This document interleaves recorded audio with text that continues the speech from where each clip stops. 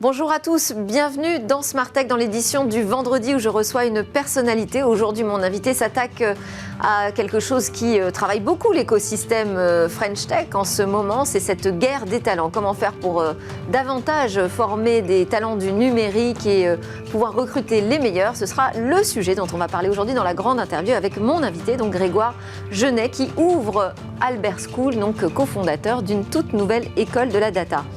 Et puis Smart Tech enchaînera avec son rendez-vous dans l'espace. Mais tout de suite, sans plus attendre, c'est le moment de la grande interview School.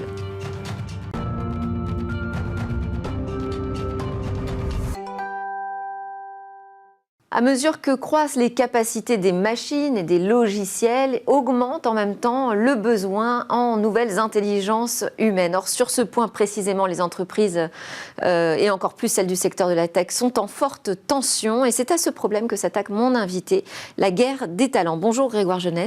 Bonjour. Merci beaucoup d'être avec nous. Alors, vous n'êtes pas un spécialiste de l'éducation. Non. Mais un entrepreneur, c'est-à-dire quelqu'un qui résout des problèmes, si j'en crois la définition qui est donnée par les entrepreneurs eux-mêmes régulièrement. Et ici, le problème auquel vous vous attaquez, il est déjà adressé par d'autres, d'ailleurs, d'autres de vos congénères, mais aussi d'autres spécialistes du monde de l'éducation. Est-ce que vous croyez que malgré les nombreuses initiatives, finalement, on n'a pas encore pris sérieusement le problème à bras-le-corps ? Absolument, je pense que le marché de l'éducation reste encore un marché qui est majoritairement adressé par des acteurs historiques et des acteurs qui ont même pour beaucoup plus de 100 voire 200 ans. Si on prend les 10 meilleures écoles de France, elles ont toutes plus de 100 ans, la plus récente est l'ESSEC qui date de 1907. Donc je pense qu'il y a encore un peu de travail. Mais il le voit, le monde évoluer, il voit bien les demandes des entreprises. Absolument, mais c'est des entités qui sont quand même assez grandes et qui sont du coup dures à faire évoluer. Et je pense qu'elles évoluent un peu moins vite qu'évoluent les entreprises, surtout dans ces 10 dernières années où en fait tout s'est accéléré à une vitesse complètement folle.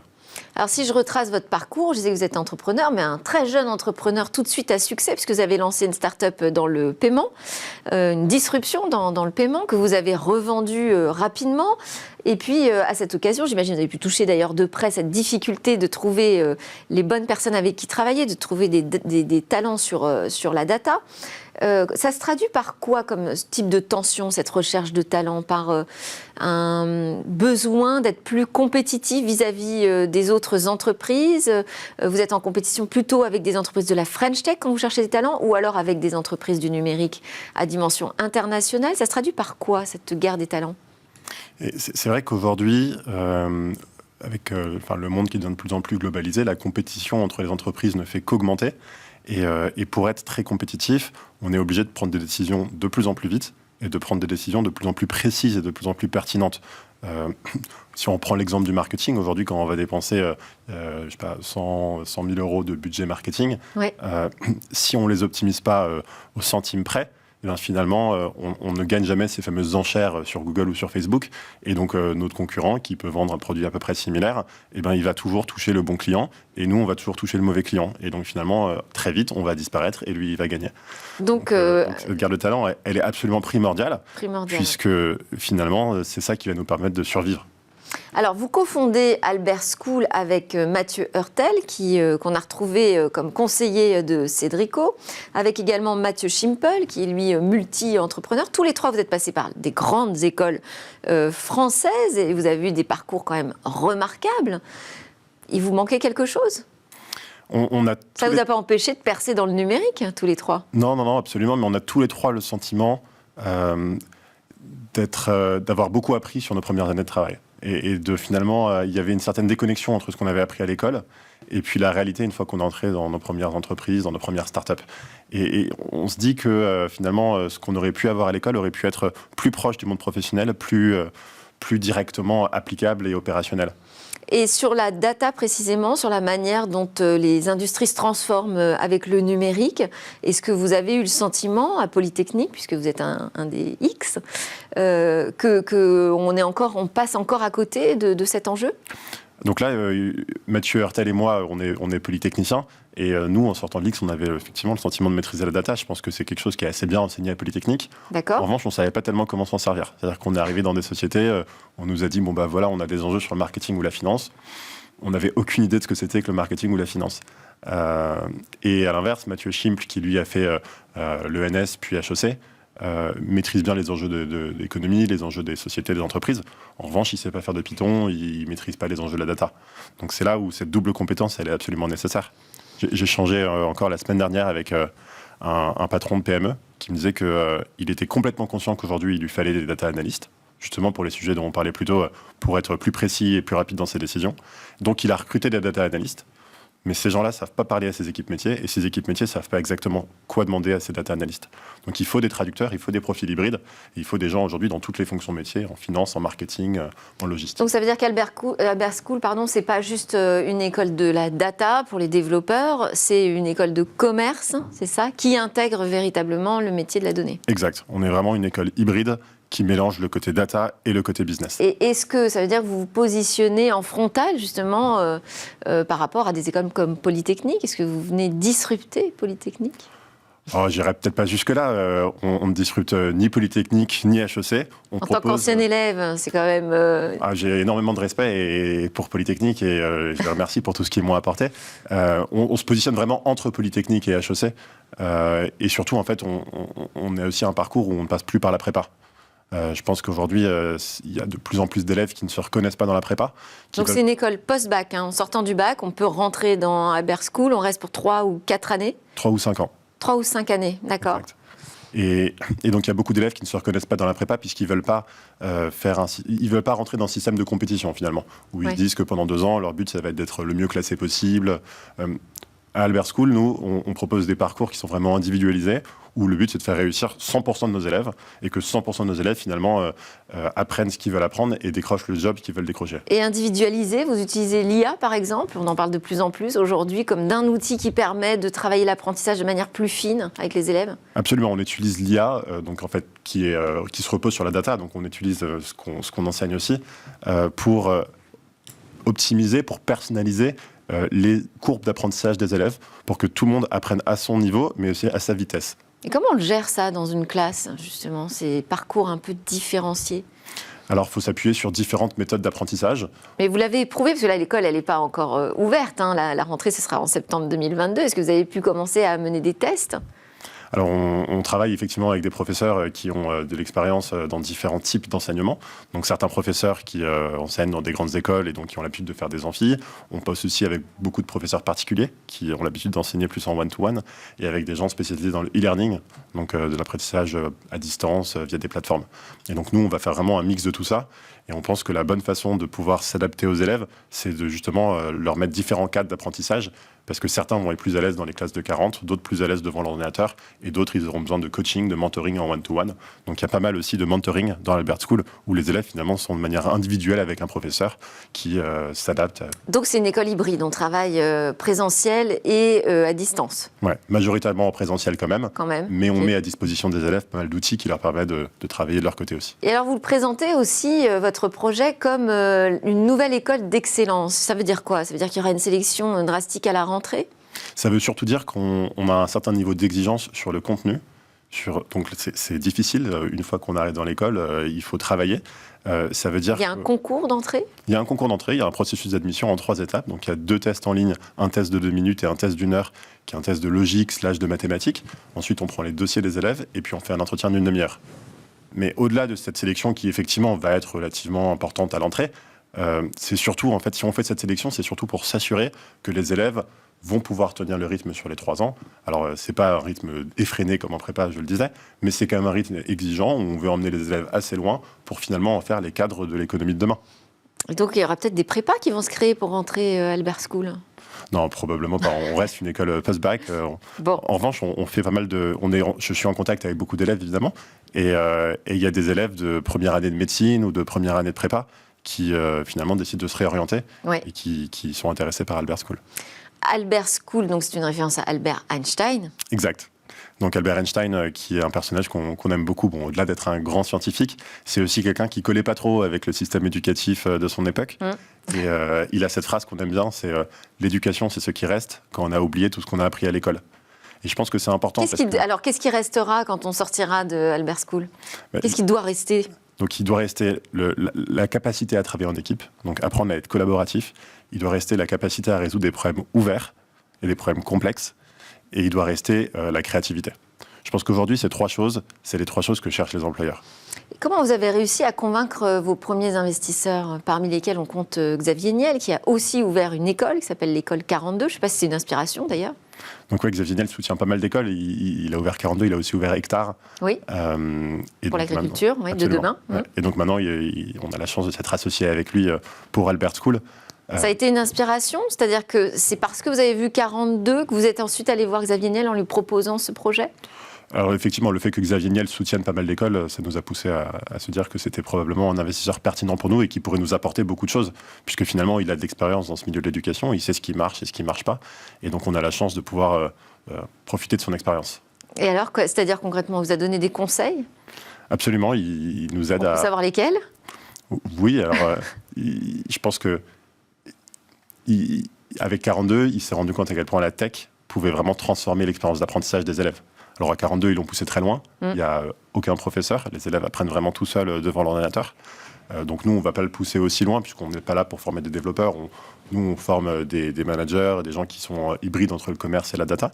Mais par contre, on va essayer de aussi réutiliser toute cette technologie pour, comme on le disait, optimiser les courbes d'apprentissage des élèves, mesurer leur vitesse d'apprentissage et optimiser l'information qu'on leur pousse au bon moment de l'année. Et 42, c'est aussi, il pousse beaucoup sur la diversité des profils. Vous, quand vous dites on lance une école d'excellence, comment on fait pour avoir de la diversité ? Enfin, est-ce que ça fait partie des objectifs que vous vous fixez d'ailleurs ? Absolument, absolument. Mais je pense que la diversité, ça fait partie de l'excellence et je pense qu'il ne peut pas y avoir d'excellence sans diversité. On entend élitisme quand on entend école d'excellence. Enfin, le modèle français aujourd'hui, il repose en grande partie sur ça quand même. Oui, alors le modèle français ressemble effectivement à ça. Nous, on s'appuie pas mal sur le modèle anglo-saxon. Je pense qu'on ressemble presque plus aux écoles anglo-saxonnes qu'aux écoles françaises. Et dans les écoles anglo-saxonnes, la diversité, elle fait complètement partie de cette excellence. Et plus les écoles sont bonnes, plus elles ont tendance à vraiment pousser et encourager la diversité. Parce qu'elles se rendent compte que finalement, c'est une vraie richesse pour l'école. Donc nous, on veut aussi pousser ça. Je pense que ça passe par plusieurs points. Déjà, s'assurer que l'école est ouverte à tous et accepte réellement tout le monde.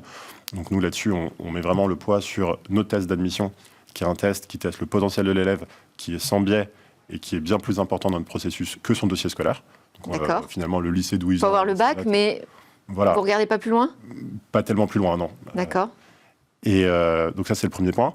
Ensuite, je pense qu'il faut savoir, il faut que les élèves aient des modèles d'apprentissage, enfin des modèles référents auxquels ils peuvent se rattacher. Donc, on a à cœur, par exemple, de travailler avec des partenaires, donc chez BCG ou chez Carrefour. Donc, il y a Elodie et Camille qui sont des rôles modèles qui réussissent magnifiquement bien dans cette société et qui ont la double casquette à la fois business et data. Donc finalement, les filles peuvent se rattacher à ces personnes-là en se disant ok, moi aussi je peux le faire et donc je veux aller à Albert School.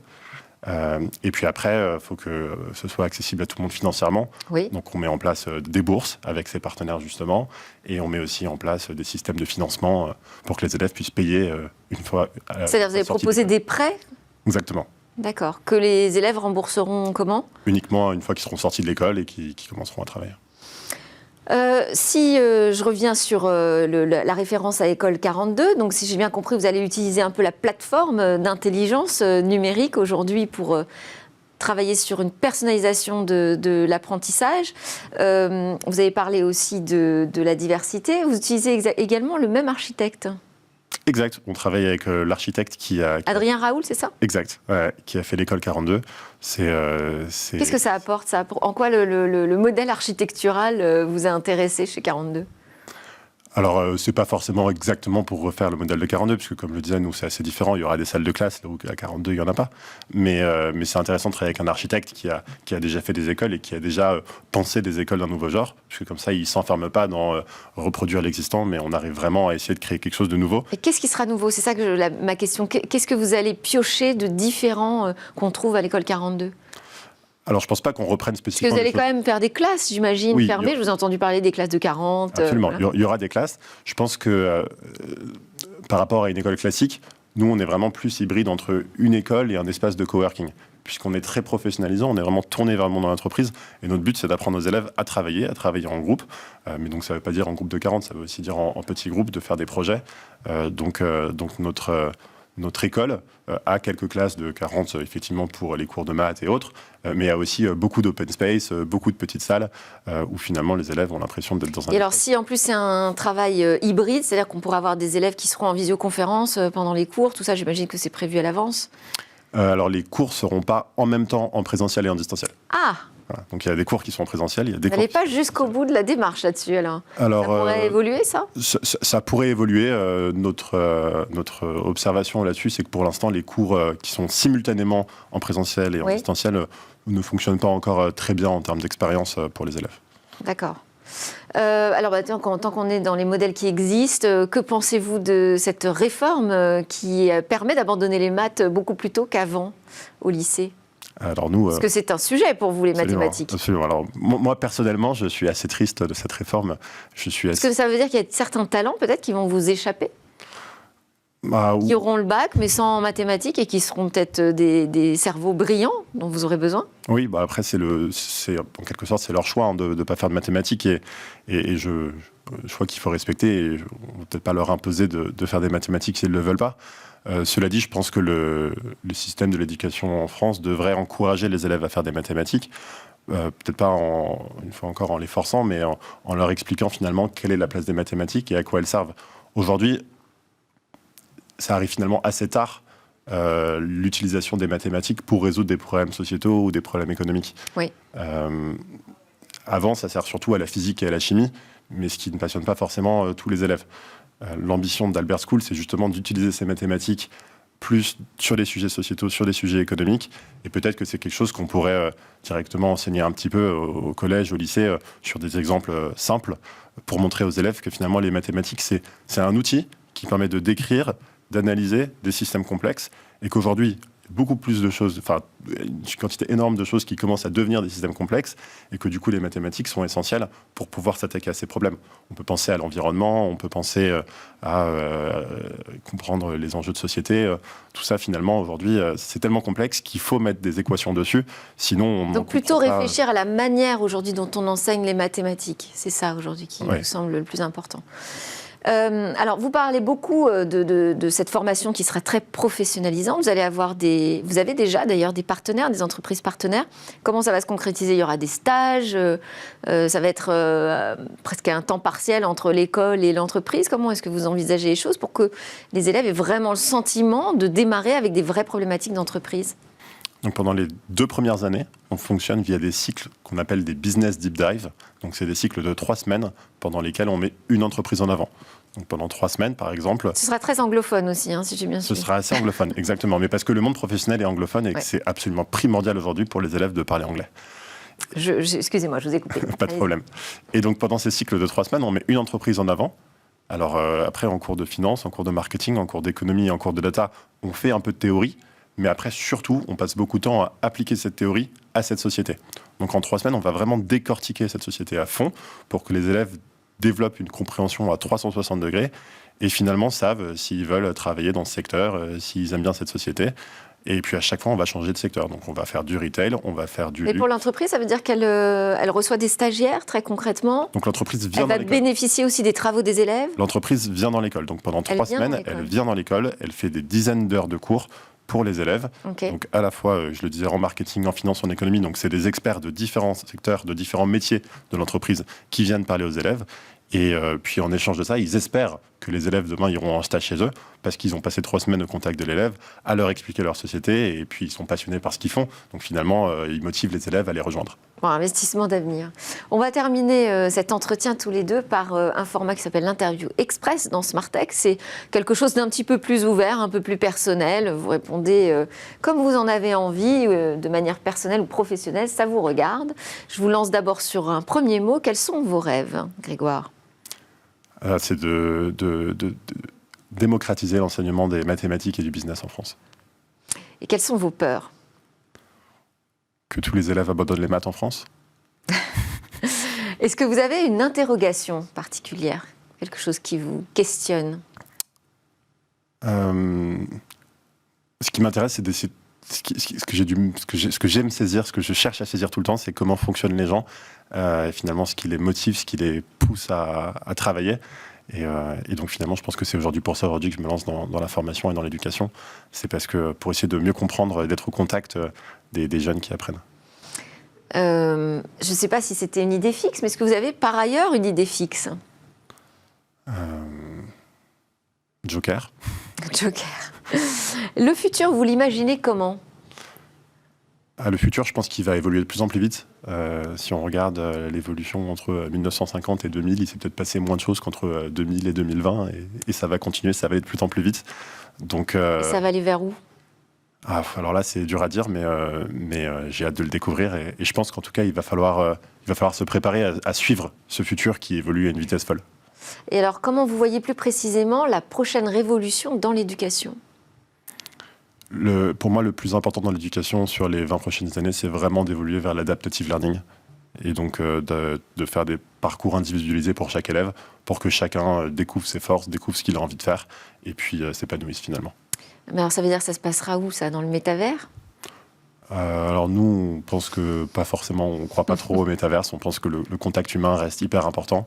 On va peut-être plus transitionner vers de l'hybride, où il y aura plus 100% de présentiel, mais il restera une partie importante. Ça, c'est ce que vous faites, mais vous ne pensez pas que l'étape d'après, ce sera du 100% à distance? Nous, on est convaincus qu'il restera une partie de présentiel importante, parce que finalement, le contact humain, il est hyper important. On est des animaux sociaux, on a besoin de se voir. En tout cas, c'est notre conviction. Et vous vous imaginez où, faire quoi, comment, dans 5 ans? Alors, dans 5 ans, on ouvrira d'autres campus dans d'autres pays. D'accord. D'abord en Europe? Oui, d'abord en Europe. Merci beaucoup. Grégoire Jeunesse, qui est le cofondateur d'Albert School. Merci à tous de nous avoir suivis. À suivre, vous savez, c'est le grand rendez-vous de Smart Tech qui se passe dans l'espace. Bonjour à tous et bienvenue dans Smart Space. C'est la dernière émission de la saison et nous la consacrons aujourd'hui aux assises du New Space. Pour la toute première fois en France, industriels, institutions publiques, entreprises de services de la tech et du digital se sont réunis pour construire ensemble l'avenir du New Space français. L'objectif, établir une feuille de route stratégique pour faire de la France le numéro 3 mondial des acteurs du secteur spatial d'ici seulement 5 ans. Alors pour en parler en plateau aujourd'hui, nous avons à la fois un acteur du secteur institutionnel, le CNES, et une start-up prometteuse. Avec nous en plateau, Stanislas Maximin, cofondateur de Latitude, ex-Venture Orbital System, il faut le préciser, on commence un petit peu à s'y faire, et président de l'association New Space France. Bienvenue sur le plateau de Smart Space. Merci beaucoup, merci Cécilia pour l'invitation, et je suis ravi de pouvoir parler de ce bel événement fédérateur qui a eu lieu très récemment. Alors, autre membre organisateur, si j'ose dire, qui est avec nous à distance, Frédéric Adragna, en charge du programme Connect by CNES au sein de l'équipe New Space du CNES. Rappelez-nous peut-être en 2 mots, Frédéric, l'objectif du programme Connect by CNES qu'on n'a pas encore eu le temps de présenter sur le plateau de Smart Space cette année. Bonjour Cécilia, bonjour Stanislas, je suis également ravi d'être là. Donc le programme Connect by CNES part du constat que beaucoup de personnes ne connaissent pas bien les solutions spatiales ou pensent que c'est trop cher, trop compliqué. Et donc l'idée était de les accompagner, de les aider à utiliser les solutions spatiales. Et aujourd'hui, dans le cadre du New Space, on accompagne également les nouveaux entrants, en tout cas ceux qui ont besoin d'expertise et de conseils de la part du CNES. Donc c'est un programme vraiment qui adresse l'ensemble des acteurs du New Space, qu'ils soient utilisateurs ou acteurs du New Space. Adresser tous les acteurs, c'était un sujet central. On va y revenir, on va dérouler un petit peu le fil de cette émission. L'objectif, c'est de débriefer de ces assises du New Space ensemble. D'abord, plus de 500 personnes à peu près étaient présentes sur 2 jours. Ça s'est déroulé à Station F. Est-ce que vous vous attendiez tous les deux à une telle réussite? Est-ce qu'on peut parler d'ailleurs de réussite? Oui, clairement. Avec Frédéric, et puis je tiens aussi à saluer et remercier tous les membres organisateurs, Pierre-José Bilotte, 3i3S qui était à l'origine, et puis tous les différents membres du collectif d'organisation, donc, qui regroupait des entreprises, des clusters, bien évidemment le CNES et plein d'autres institutions pour l'organisation de ces assises. Ça fait quoi, 9 mois qu'on travaillait dessus, grand minimum, sur ce format, c'est-à-dire on avait une consultation publique suivie d'un événement fédérateur, et ça n'a pas été de tourpeau, et oui, on ne s'y attendait pas. Pour être très honnête, ça partait d'une immense ambition, on y a mis les moyens, on y a bossé des heures et des heures et des heures. Oui, c'est un grand succès. 500 personnes quasiment présentes. Voilà, c'est bien. En plus, il y a On a qui les s'affichent images. extraordinaires. 11 partenaires, 22 startups de la Space Tech. Et puis, alors, ça qui était présente sur les stands, mais on avait une quarantaine de startups en tout représentées, clairement. Et puis dans le temple, on va dire, de la tech, du digital, parce que c'était important pour nous de faire le lien entre le spatial d'aujourd'hui et le monde de tous les jours, représenté par le digital. Oui, grand succès. Justement, c'était l'objectif, cet lien, cette connexion entre l'écosystème tech, l'écosystème spatial, les entreprises, des services aussi, on va y revenir. Est-ce qu'aujourd'hui, Frédéric, on peut célébrer cette union ? L'union entre le spatial et le numérique, c'est ça que vous voulez dire? Oui. Ou le space tech en général? Oui, l'union entre le spatial et le numérique, ça c'est clair. Oui, on voit alors qu'elle c'était fait son justement, chemin depuis longtemps. Stanislas vient de dire que c'était un vrai succès ces assises. Comme c'était les premières assises qu'on organisait, on ne savait pas trop justement si les gens allaient venir, si ça allait être un succès. Donc c'est manifestement un grand succès. Moi, je n'ai eu que des retours très très positifs depuis. Et effectivement, comme vous le dites, un des intérêts, c'est qu'on a réuni toute la famille. Le New Space, c'est pas simplement les nouveaux entrants, les startups, c'est aussi les anciens acteurs historiques du spatial qui se mettent dans le New Space, donc à utiliser de nouvelles technologies, de nouveaux processus, etc.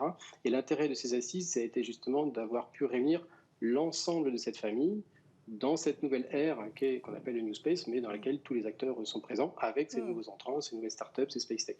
Alors pourquoi c'est nécessaire de faire ce lien avec tous ces acteurs ?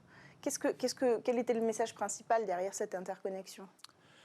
Alors, il faut revenir un petit peu en arrière. Le New Space, alors qui n'est pas une dénomination d'entreprise, mais qui est plutôt une philosophie, en tout cas moi j'en parle de ça comme ça, cette nouvelle évolution du spatial est intervenue, a commencé 2019-2020, on va dire de façon assez réduite, et puis c'est pas mal développé pendant le confinement. Donc déjà, premier point, la majorité des acteurs qui sont développés on va dire, dans une situation qui n'était pas facile pour tous les acteurs, bien évidemment économiques et bien sûr tous les Français.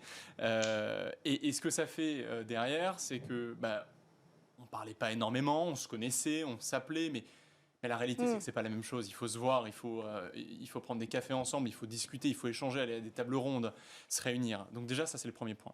Le deuxième point, c'est que comme le New Space est une évolution assez récente, les nouveaux entrants, start-up ou PME qui changeaient leur façon de faire, également UTI Grand Groupe, n'avaient pas forcément rencontré justement les acteurs déjà plus établis, qui aussi évoluent, mais les acteurs déjà plus établis. Et donc c'était l'occasion de pouvoir déjà de le dire, et je rebondis sur ce que vient de dire Frédéric, le New Space, c'est tout le monde. Le New Space, il faut en faire partie ou alors on perd. Donc c'était nécessaire de le montrer et de dire, voilà, tout le monde est réuni dans un endroit central, on parle tous ensemble de comment est-ce qu'on fait tous ensemble pour faire de la France un des pays leaders dans l'industrie spatiale. Ce qu'elle est, et il faut qu'elle le reste et qu'elle soit encore meilleure. Voilà. Avec les nouveaux concurrents qui arrivent aussi, il faut le préciser, la Chine notamment qui a pris énormément de place sur le secteur, qui sont déjà bien installés. Voilà, bien installés. On a trouvé des acteurs comme la Banque de France ou alors Orange. Qu'est-ce qu'ils viennent faire aux assises du New Space, Frédéric ? Alors, il y avait plusieurs intérêts dans ces assises du New Space, plusieurs sessions en parallèle. La première, Stanislas en a parlé, c'est de dire voilà, quels sont les défis que le spatial ou le New Space en France doit relever pour rester dans le top 3 mondial. Enfin, c'est vous qui l'avez dit.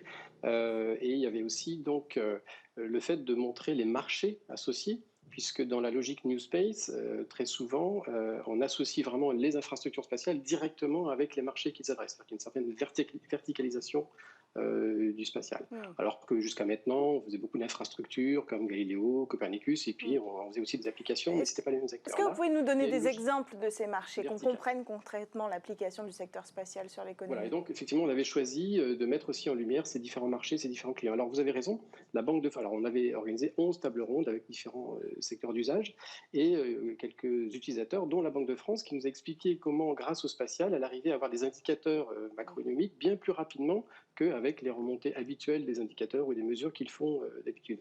En gros, ce qu'il nous a expliqué, c'est que bien sûr, ils ont besoin de ces indicateurs pour avoir une vue globale sur l'économie, Et en gros, ça leur prend une quarantaine de jours pour remonter les chiffres et consolider tout ça.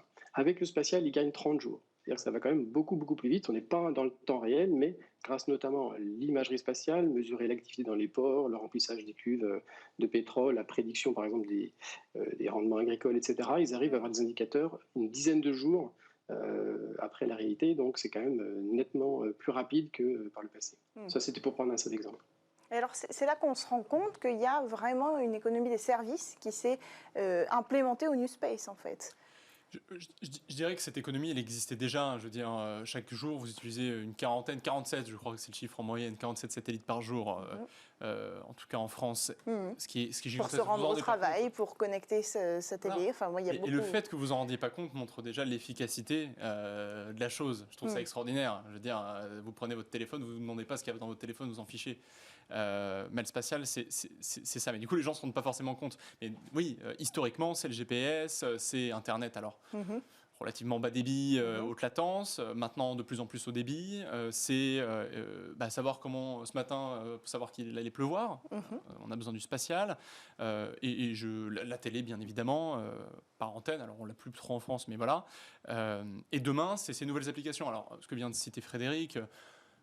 on sait aujourd'hui, grâce au spatial, détecter des bateaux pirates, on sait détecter des décharges sauvages, on sait également détecter des émissions de gaz à effet de serre partout dans la planète et pouvoir punir les acteurs qui sont trop polluants.